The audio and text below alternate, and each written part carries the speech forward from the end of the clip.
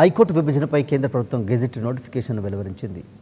జనవరి 1వ తేదీ నుంచి తెలంగాణకు, ఆంధ్రప్రదేశ్కు వేర్వేరు హైకోర్టులు చేయనున్నాయని తెలంగాణకు 10 మంది జడ్జీలు, ఆంధ్రప్రదేశ్కు 16 మంది న్యాయమూర్తులను కేటాయిస్తూ కేంద్రం నోటిఫికేషన్లో వెలువరించింది.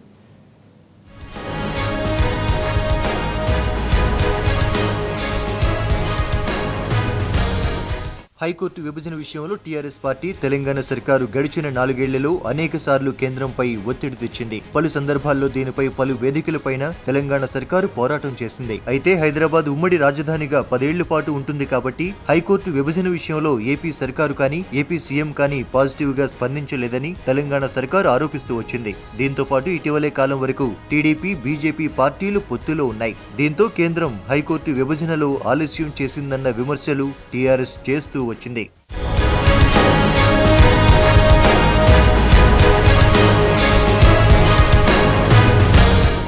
ఇక అమరావతిలో హైకోర్టు భవనాలను నిర్మిస్తున్నది ఆంధ్రప్రదేశ్ ప్రభుత్వం. ఏప్రిల్ నుంచి అమరావతి నుంచే హైకోర్టు పనిచేసేలా షెడ్యూల్ ఫిక్స్ చేసింది. కానీ టీఆర్ఎస్ కేంద్రంపై పదే ఒత్తిడి తెచ్చిన కారణంగానే కేంద్రం ఈ మేరకు బుధవారం నోటిఫికేషన్ జారీ చేసింది. ప్రధానమంత్రి నరేంద్ర మోదీతో కేసీఆర్ సమావేశమైన మరుక్షణమే హైకోర్టు విభజన నోటిఫికేషన్ రావడం పట్ల తెలంగాణ వాదులు చాలా హర్షం వ్యక్తం చేస్తున్నారు. ఇంతకాలం నాంచిన కేంద్ర సర్కారు ఇప్పుడైనా తెలంగాణ ప్రభుత్వ ఆవేదనను అర్థం చేసుకుందని వారంటున్నారు.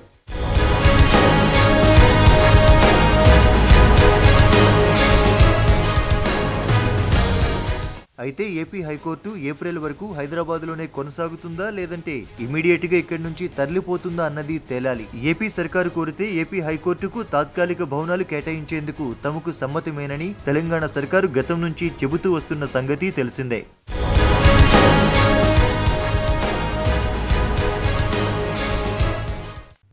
For more updates, please subscribe 99 TV Telugu.